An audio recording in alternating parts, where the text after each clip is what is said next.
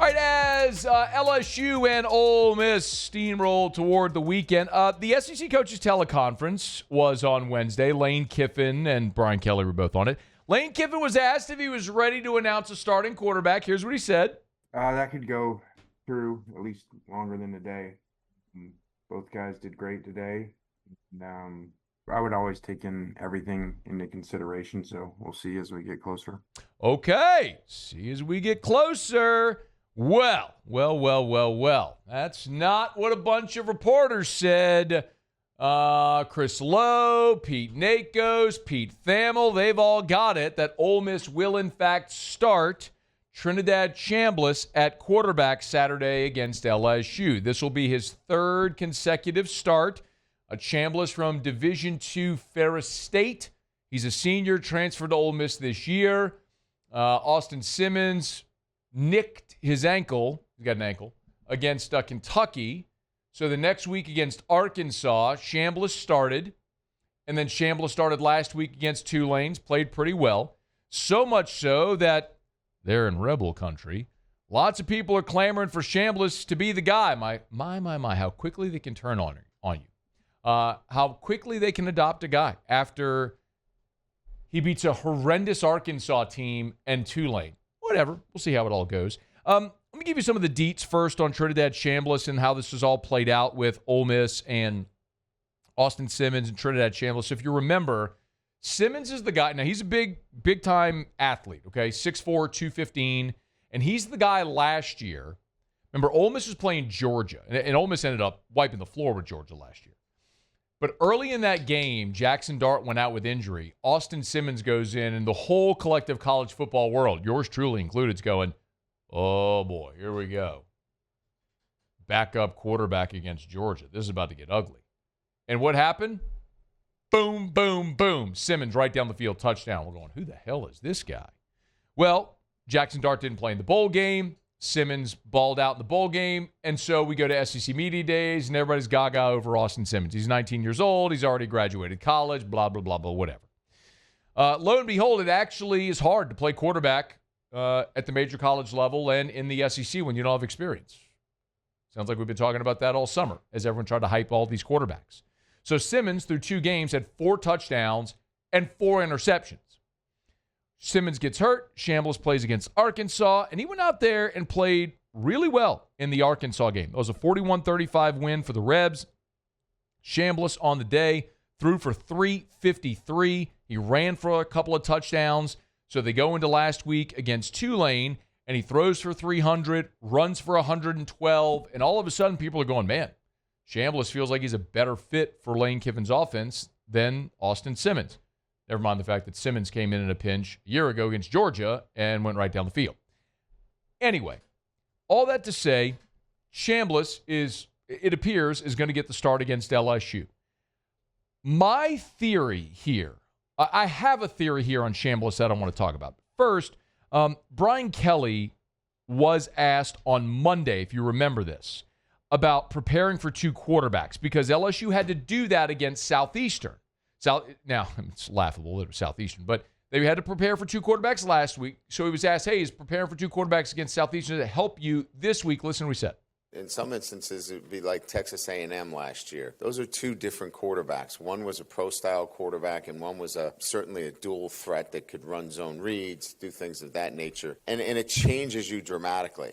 This week, both these quarterbacks are similar. And now, they have different skill sets in terms of but they can run the same offense with both of these players. So I'm not saying it's easier. It's hard, right? You've got 2 really good players, but it's not as that one is a pro-style quarterback and is not going to run, and the other one is simply a dual threat. They're both very similar. I think we understand what he means there. That a year ago against Texas A&M, you're prepared for Connor Wegman. A year ago against A&M, you're prepared for Connor Wegman. You have him in a chokehold. You're leading by double digits. They go to Marcel Reed. Boom. Reed's running ability changed the whole dynamic of that game. LSU wasn't ready for that inexplicably, and it just weren't very good defense a year ago. This, regardless if it's Simmons or Chambliss, while they could do things differently, they're still going to function similarly within the offense, is what Brian Kelly is saying there. Lane Kiffin after the game Saturday against Tulane, where Ole Miss won in a romp over the Green Wave, 45-10, where Chambliss was very good. Talked about, first of all, he was asked if Austin Simmons was available in that game, and then talked about what he liked about Chambliss. Austin was available today. Yep. I thought Trinidad played great. I love the most important thing, not turning the ball over 2 weeks in a row, because if you do that, you win a lot of games. You take care of the ball. And first offense didn't turn it over back-to-back weeks. And he played really clean, not balls on the ground and one sack. So I think we had one last week. So back-to-back weeks, when you just don't have negative plays, he carries the ball 14 times, only loses 2 yards, only has the one sack. Everything else is positive, and you rush for 112. So what? 419 total in 3.5 quarters is really good. Pretty good day. Pretty good day against Tulane. I have a theory I told you that I'd like to share with you, and my theory is about Trinidad Chambliss, and I think that so far he's been outstanding. That is objectively true. But he played at Division II Ferris State. I think we can all agree that wherever in Grand Rapids, Michigan, Trinidad Chambliss played high school football, and then at Division II Ferris State, he did not see the caliber of defense he's going to see on Saturday. I think that's fair to say. Transfers to Ole Miss. He gets his first action against Arkansas. This is an Arkansas defense that's 83rd in the country right now in total defense, and they are objectively poo-poo. They just blew an 18-point lead to Memphis, okay? So they got going against the terrible Arkansas D. Great. Then he gets to play Tulane, which was completely outmanned. Tulane's a good G6 school, but you see the difference between a G6 and a Power 4 program on display there. I'm not talking about bottom feeders like Duke and Northwestern. I'm talking about legitimate teams that have NFL players on it. You saw the difference there. Now, you got yourself feeling pretty good, but you're going to take on an LSU team with All-America caliber players at every level of your defense. NFL players at every level of the defense. Blake Baker with his exotic pressure schemes that Cade Klubnik, who's a fifth-year starter, a fifth-year senior, 3-year starter at Clemson, was confused by what Blake Baker's doing. Now you got a guy from Division II Ferris State. How do you think that's going to go for him? I think Trinidad Chambliss is walking into something the likes of which he has literally never seen.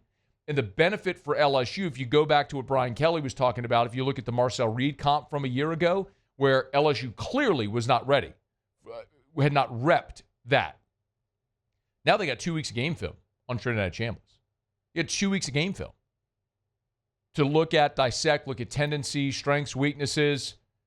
It's a major benefit for LSU facing Chambliss in this situation, as opposed to if they had to do it 2 weeks ago. Closer we get to this game, the more bullish I am on LSU in this game.